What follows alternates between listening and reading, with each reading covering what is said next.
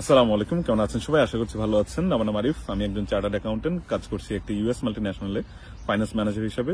এবং এর আগে কাজ করেছি আমি অ্যাপেল আয়ারল্যান্ডে রিজনাল লিড অ্যাকাউন্টেন্ট হিসেবে মেটাতে, এবং ব্যাংক অফ আয়ারল্যান্ড, ডেলয়েট এবং সিটি ব্যাংক এন্ডেতে। এবং আমার পেছনে যে বিল্ডিংটা দেখছেন এটা হচ্ছে ইউসিডি স্মার্টফিট গ্রাজুয়েট বিজনেস স্কুল। সেটা হচ্ছে আয়ারল্যান্ডের নাম্বার 1 বিজনেস স্কুল। আমি এখান থেকে আমার সেকেন্ড মাস্টার্স বাংলাদেশ থেকে আসার পর কমপ্লিট করি। আজকে আমি এই ক্যাম্পাসের সামনে বসে আছি এবং আজকে আমি কথা বলবো আপনাদের সাথে আয়ারল্যান্ডের যে বেস্ট হচ্ছে ইউনিভার্সিটিগুলো সেগুলো নিয়ে, বা আপনারা বাংলাদেশ থেকে জানতে চাইতে পারেন যে আমি কোন ইউনিভার্সিটিতে পড়াশোনা করব সেটা নিয়ে। তো আমি এই যে ইউসিডি মাইকেল স্মার্টফিট বিজনেস স্কুলের সামনে বসে আছি, এটা তো আমার বিজনেস স্কুল ছিল। আমি 2013-14 সেশনে এখান থেকে আমার সেকেন্ড মাস্টার্স কমপ্লিট করি। আমি বাংলাদেশ থেকে আইবিএ জাহাঙ্গীরনগর ইউনিভার্সিটি থেকে বিবিএ এবং এমবিএ কমপ্লিট করি, দুটাতে ইউনিভার্সিটি ফার্স্ট পজিশন নিয়ে। এবং তারপর ইরাসমাস মুন্ডাস স্কলারশিপ নিয়ে আমি ইউসিডি স্মার্টফিট বিজনেস স্কুলে আসি এবং সেখান থেকেও আলহামদুলিল্লাহ আল্লাহ পাকের রহমতে ভালো রেজাল্ট করি এবং বেস্ট স্টুডেন্ট অ্যাওয়ার্ড নিয়ে আমি এখান থেকে পড়াশোনা শেষ করি। এখান থেকে পড়াশোনা শেষ করে আমি আমার যে ক্যারিয়ারের বর্ণনাটা দিলাম সেটা আমি হচ্ছে এখান থেকে পাশ করার পর 2014-তে পাশ করার পর 15 থেকে আমি শুরু করি এবং আল্লাহ পাকের অশেষ মেহরবানিতে আমি এখন পর্যন্ত আছি।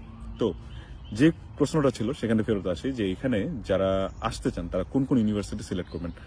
এই যে স্মার্টফিট বিজনেস স্কুল, এটা হচ্ছে আয়ারল্যান্ডের নাম্বার 1 বিজনেস স্কুল এবং এই গত সপ্তাহে র্যাঙ্কিংটা বের হয়েছে। ইউসিডি স্মার্টফিট হচ্ছে আয়ারল্যান্ডের আনপ্রেসিডেন্টেড লিডার বিজনেস স্কুলের পার্সপেক্টিভ থেকে, এবং এটার ধারে কাছেও কেউ নেই। এবং শুধুমাত্র লাস্ট 3-4 বছর না, লাস্ট 1 দশকও না, লাস্ট কয়েক দশক ধরে ইউসিডি স্মার্টফিট হচ্ছে আয়ারল্যান্ডের নাম্বার 1 বিজনেস স্কুল। এবং যেটা বললাম যেটা ধারে কাছেও কেউ নেই।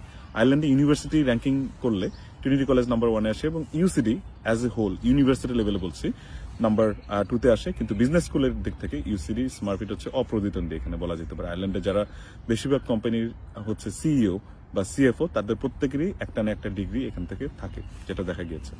এবং এর পাশাপাশি আমি বলতে চাচ্ছিলাম যে আয়ারল্যান্ডের যে ইউসিডি, সেটার রেপুটেশনটা মানে হচ্ছে বাংলাদেশে আমরা যেটা বলি আইবিএ, সো আইবিএর মতো। যেমন ইউসিডি স্মার্টফিটের কথা শুনলে সবাই আপনাকে একটা মানে একটা হয়তো একটা অ্যাপ্রিসিয়েট করবে যে ইউ আর ফ্রম ইউসিডি স্মার্টফিট।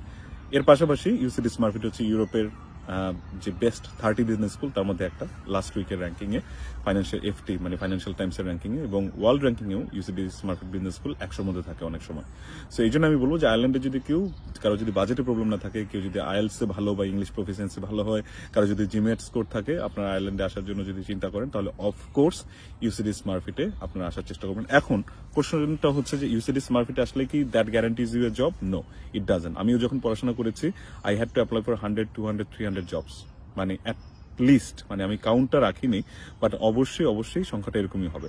শুধু আমি না, আমার সাথে যারা ভারত থেকে বা অন্যান্য দেশ থেকে এসেছিল তাদের অবস্থাও সেম। এটা কি শুধুমাত্র মানে এটা কি আমাদের মেধার জন্য? না, এটা আমাদের মেধার জন্য না, এটা হচ্ছে ভিসা স্ট্যাটাসের জন্য। এখানের যে অর্গানাইজেশনগুলো আছে তারা বিজনেস ব্যাকগ্রাউন্ডের যে স্টুডেন্টরা, তাদের জন্য অত সহজেই মানে হচ্ছে আপনার ওয়ার্ক পারমিট হচ্ছে ইস্যু করতে চায় না।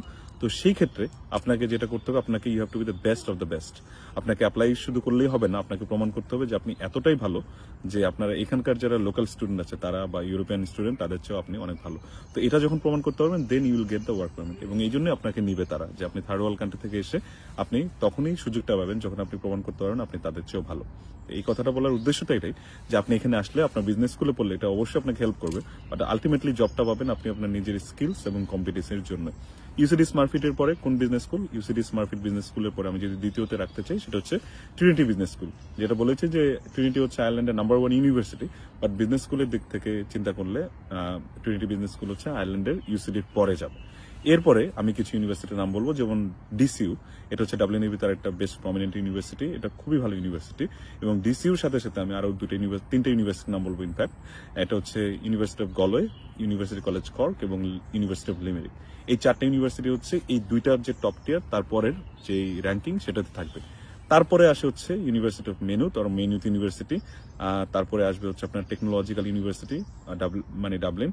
এই 2টা ইউনিভার্সিটিকে আমি তারপরের অবস্থানে রাখবো। আর তারপরে হচ্ছে কিছু কলেজ যেগুলো হচ্ছে আয়ারল্যান্ডের ইন্ডিপেন্ডেন্ট কলেজ, যেগুলো হচ্ছে DBS, Dublin business school, Griffith college, NCI, এই কলেজগুলোকে আমি তারপরে রাখবো। এরপরে হচ্ছে বা এই কলেজ বা এটা সমমানে হচ্ছে আরো কিছু টেকনোলজিক্যাল ইউনিভার্সিটি আছে আয়ারল্যান্ডে, যেমন এটিইউ, আটলান্টিক টেকনোলজিক্যাল ইউনিভার্সিটি, তারপর হচ্ছে সাউথ ইস্ট টেকনোলজিক্যাল ইউনিভার্সিটি এসএটিইউ, এবং TEUs, technological university of Shannon, এবং MTU Munster technological university. So এই যে হচ্ছে র্যাঙ্কিংটা, সেটাকে আপনারা ফলো করতে পারেন। আয়ারল্যান্ডের যে ইউনিভার্সিটি র্যাঙ্কিং নিয়ে যদি কেউ বদার হন, এই ভিডিওটা এই জন্যই করা আসলে ইন্টারেস্টিং, কারণ আমাকে কয়েকদিন আগে নক করে বললেন একজন যে আমি বেস্ট বিজনেস স্কুলে পড়তে চাই এবং আমি ট্রিনিটি বিজনেস স্কুলে পড়তে চাই। আমি শিওর যে উনি ইউনিভার্সিটি র্যাঙ্কিং সার্চ করেছেন এবং ইউনিভার্সিটি র্যাঙ্কিং এ হচ্ছে ট্রিনিটিকে দেখিয়েছে। সো এই ইউরোপে এটাই হয় যে দেখা গেল যে বিভিন্ন ফ্যাকাল্টি ওয়াইজ র্যাঙ্কিং হয়, ইভেন বিভিন্ন সাবজেক্ট ওয়াইজ র্যাঙ্কিং হয়। So you have to know the true fact যে আপনি যে সাবজেক্টে পড়তে আসছেন সেটার জন্য কোন ইউনিভার্সিটি বেস্ট। হয়তো বা ট্রিনিটি নাম্বার 1 মানে ওভারঅল র্যাঙ্কিং এ, বাট দেখবেন যে আরেকটি ইউনিভার্সিটি যেমন ইউনিভার্সিটি অফ লিমেরিকের মাস্টার্স ইন পাবলিক হেলথ সেটা হচ্ছে আয়ারল্যান্ডের মধ্যে বেস্ট। আমি জাস্ট হাইপোথেটিক্যাল একটা উদাহরণ দিচ্ছি, এবং আসলেই মানে হচ্ছে MSc in public health university of লিমেরিকে এটাকে আয়ারল্যান্ডের মানে বলা যেতে পারে নাম্বার 1 or 2। সো এদিক থেকে চিন্তা করলে আপনি এটা আপনার ভাবার অবকাশ আছে যে আপনি কোন সাবজেক্টে পড়তেছেন, সেই সাবজেক্টের র্যাঙ্কিংটা কত। তো এই জন্যই ভিডিওটা করা যে আপনাদেরকে ইউনিভার্সিটিগুলোর নাম বলা। আমি কিছু কিছু ইউনিভার্সিটির নাম ইচ্ছা করেই বলিনি, যেমন ইন্ডিপেন্ডেন্ট কলেজ, আইবেট কলেজ, তারপর হচ্ছে ডরসেট কলেজ, সিসিটি, এগুলো আসলে খুব বেশি একটা ভালো ক্যাটাগরির কলেজ না। সো আমি জানি যে ওগুলোর হচ্ছে আপনার বাজেট অনেক কম, টিউশন ফি অনেক কম, but still think twice before applying to those universities, because আপনি আসলে আপনার যদি টার্গেট হয় লং টার্ম যে আপনি ক্যারিয়ার করবেন, সেক্ষেত্রে আপনার অবশ্যই একটা মোটামুটি ভালো মানের ইউনিভার্সিটি আপনার আসতে হবে। আদারওয়াইজ কিন্তু আপনি পরবর্তীতে সেই এজটা পাবেন না। এবং যে ইউনিভার্সিটিগুলোর নাম বললাম, যেমন আমি টপ থেকে বটমে গেলাম, ইউসিডি স্মার্টফিট থেকে শুরু করে এটিইউ, এসিটিইউ পর্যন্ত গেলাম, আপনি যেখানেই যান না কেন আপনার জব যে প্রসপেক্টটা সেটা কিন্তু ডিফাইন্ড হবে আপনার নিজের যে কোয়ালিটি, কম্পিটেন্সি এবং আপনার যে স্কিল, এক্সপিরিয়েন্স, সেগুলোর উপর ডিপেন্ড করে। University just A certificate. এবং আয়ারল্যান্ডে কিন্তু আমি যেটা বললাম ইউসিডি স্মার্টফিট এবং ট্রিনিটি বিজনেস স্কুল, এই দুটাকে হয়তো মানুষ একটু আলাদা করে, বাট আলাদা করলেও আপনার বাংলাদেশের মতো অতটা ডিফারেন্সিয়েট করবে না যে না আপনি আইবিএ থেকে আসেননি, আপনি মফস্বল একটা ইউনিভার্সিটি থেকে আসেন, ইউ আর মানে ডিফারেন্ট। নো, এই লেভেলের হচ্ছে আপনার কিন্তু সেগ্রিগেশনটা করবে না। তারা দেখতে চাইবে ঠিক আছে আপনি ইউসিডি থেকে যদি আপনি একটা সেকেন্ড ক্লাস মানে মাস্টার্স নিয়ে পাস করেন, আরেকটা দিকে যদি আপনি মেনুত ইউনিভার্সিটি থেকে ফার্স্ট ক্লাস এবং খুব ডিস্টিংশন নিয়ে পাস করেন, তারা কিন্তু আপনার সিভিটাও বেশ ভালো মতোই দেখবে যে আপনি ওইখানে ওই অফারটা দিয়েছেন, যেটার ফলে আপনি সেখানে একটা ফার্স্ট ক্লাস মানে হচ্ছে মার্কস অবটেইন করেছেন। আশা করছি এই বিষয়গুলো মাথায় রাখবেন, এবং এরপরে যদি কোনো কোয়েরি থাকে আপনারা ফাইন্যান্সারের যে আমাদের স্টাডি অ্যাব্রোডের যে পেজটা আছে রিচ আউট করতে পারেন, আমার টিমের সাথে কথা বলতে পারেন, এবং যদি টিম থেকে মনে হয় আমার সাথে আপনাকে কথা বলিয়ে দিতে পারবে। 2025-এ যারা অ্যাপ্লাই করতে চান তারা অবশ্যই ফাইন্যান্সারের সাথে যোগাযোগ করবেন এবং আগে ভাগে অ্যাপ্লাই করবেন, যাতে পরবর্তীতে যে ভিসা প্রসেসিং সেটা যেন রাশ না হয়। কারণ আমরা দেখেছি 24-এ কি হয়েছে, বিভিন্ন গ্রুপে নিশ্চয়ই আপনারা দেখেছেন।